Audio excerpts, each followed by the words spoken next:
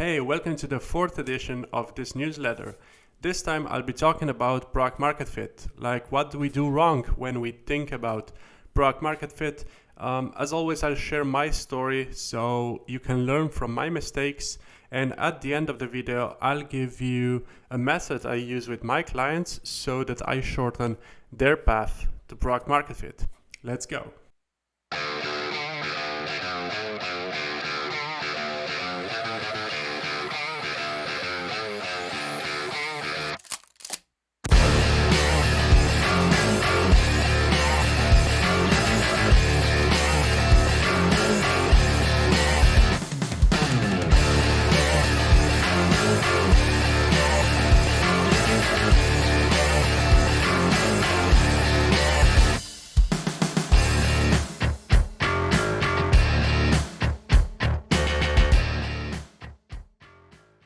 Math was always simple to me. Well, simple until it merges with the alphabet. But basic math makes sense. Numbers make sense. 3 is higher than 2, 2 is higher than 1, 0 is a problematic number, especially if you're playing roulette.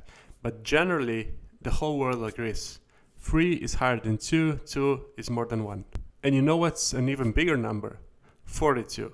As in 42% of startups fail because they never achieve product market fit. It's true, Forbes and Statista analyzed the market and found that almost half of the startups fail because they never get to product market fit. Now, I was sure that the main reason for startup failure is that you run out of money, you run out of runway.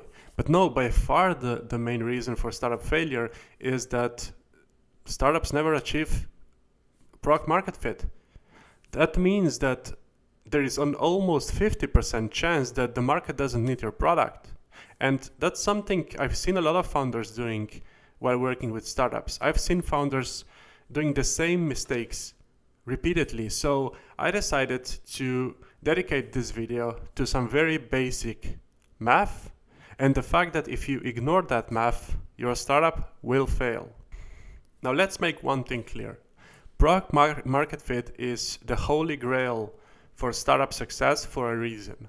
Finding product market fit is crucial for startup success because it's the point at which a company has confirmed that people actually need its product. It's the point where your customers understand the value of your product, understand its purpose, and start using your product regularly. Product market fit is the proof that you have a business and not a hobby. But the way I see it, there are two major problems with product market fit. One, it's difficult to measure. Now, the only metric we have on product market fit is the question, how sad would you be if our product didn't exist? But that's very subjective, right? So product market fit is actually very difficult to measure. And two, it's difficult to obtain, it's elusive. So let's take a deeper dive into why you can't get to product market fit, because I've been on both sides of the coin. At my last startup, we were working on a mobile app that helps dyslexic children learn to read. We had a clear product market fit on our native market with parents, had difficulties establishing product market fit on the US market with the same audience, but had a stronger product market fit on the same US market with a different audience, with teachers in schools. This made me analyze how product market fit actually works. I was thinking about it, analyzing situations, reading about it, putting things into practice. And this helped my current brand achieve product market fit before I even registered a company. Now, how do I know?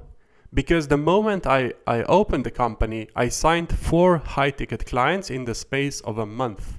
Now, don't get me wrong, it wasn't an easy path. I did a year of market research before that. It wasn't like an overnight thing. But here's what I learned. What's the one difference between startups that build their product market fit and those that don't? If your startup can't get to product market fit, it's because you're ignoring half of the equation. Let me explain. Product market fit consists of product and market fit, right? We all know what product is. As a founder or as a product owner, you spend your days thinking about your product, improving it, adding features. What about market fit? Market fit is really how you're presenting your product to the market, right? It's your messaging, it's your value proposition, it's your pricing, it's your positioning. Now, want to know the difference between startups that make it and those that fail before building their product market fit? The ones that don't make it don't have a worse product. They just forget to iterate both sides of the equation. They work on their product and they forget about their positioning, their value proposition, their promise to the customer. I've seen it time and time again. Founders who blame poor team performance on the product, using it as an excuse to add another feature, improve the UI a bit more, tweak the design. It's rarely the product. It's almost 100% of the time your message you're giving out. People just don't see the value in it because you spend all the time perfecting your product, thinking about your product, but ignoring what really matters, your value proposition, your positioning. Now, I'm not here to be a downer, right? I'm here to help you out. So let me share just a few lines of theory and then a practical tip, a practical method you can use to improve your product market fit immediately. One mental shift that the startup world needs to do is go from thinking achieving product market fit to building product market fit. It's a subtle difference, but achieving product market fit makes it sound like product market fit is a switch, a 1 or a 0. It's not. You can have poor product market fit and you can have strong product market fit. Let's say you could grade your product, give it a score from 0 to 5. You have a nice onboarding flow. The screens are functional, but the whole app could be better designed. Let's give it a 2. But the users don't come into the app, and if they do, they don't stay long. Then you improve the design. After all, that's what it was missing, right? Your product now has a score of 3 because you improved the design, but users still don't come to the app. They still don't come into your product, and they still churn almost immediately. Why? Because your messages suck. Because the score of your market fit component is 0. And if your product is free, that's multiplied with your market fit. And 3 multiplied by 0 is 0. Simple math, right? So the smart choice would actually be to improve your positioning first, your messaging first. How? Through iterations, just like you're improving your product. Let's look at how to iterate your positioning next. So the overall goal is to make your positioning dynamic instead of static. In the beginning, you get a baseline. You probably already have a few hypotheses on your market position. This hypothesis might look something like this. We help put in your customer achieve something with our product. We help startups scale with our interactive video sales system. Now, in the beginning, obviously, you assume that your customers, also startups, are interested in scaling and believe video sales are the way to do it. Now, you might already have a few customers, but obviously, until you have true product market fit, this statement is just a hypothesis, just an assumption. Now, this statement might also be true, but it's also generic and frankly quite boring. But it's a starting point. So you send 100 cold emails or LinkedIn messages to different startups. Now, at this point, most founders would try to sell, right? They would try to get customers. But what I'm looking for at this point is not conversions.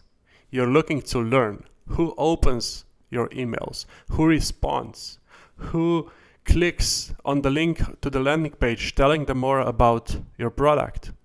Now let's say you notice a few people replying, a few people visiting your page, you conduct a few Zoom calls, and you notice that most of the attention, most of the replies come from B2B startups creating digital products. People from these startups just respond better to your emails, to your posts. You have more fun talking to them, you have more common points. One of them even becomes a client. Now you can iterate your positioning statement further. So you go from we help startups scale with our interactive video sales system to we help B2B SaaS startups scale with our interactive video system. You repeat the test, improve the messaging, start grabbing attention with your social media posts. You talk to more people, you get more clients. You notice that most of the startups you work with are in the process of looking for a Series A investment. So you update your positioning statement further. We help B2B SaaS startups scale to Series A with our interactive video sales system. With my clients, we iterate the positioning, the messaging, just like we iterate the product. You create tests, you test the messages, you analyze the results, you run more tests until you have messaging that really works. You growth hack positioning. Because building product market fit is difficult, but math is simple. And if you talk to 10 customers, you're gonna be able to help these customers a lot more than if you talk to 0 customers, because 10 is bigger than 0. And if you do 5 positioning iterations, this will bring much better results than if you do 0 and you simply write your positioning statement in the beginning and forget all about it. Because 5 is bigger than 0. And doing 5 positioning iterations is going to bring you to product market fit. And 0 isn't. So reply if you found this useful, reply if you didn't. Remember, you can comment or engage directly in the video as well. Share with people that need to hear this. Until next time, may your customers love you and understand your product.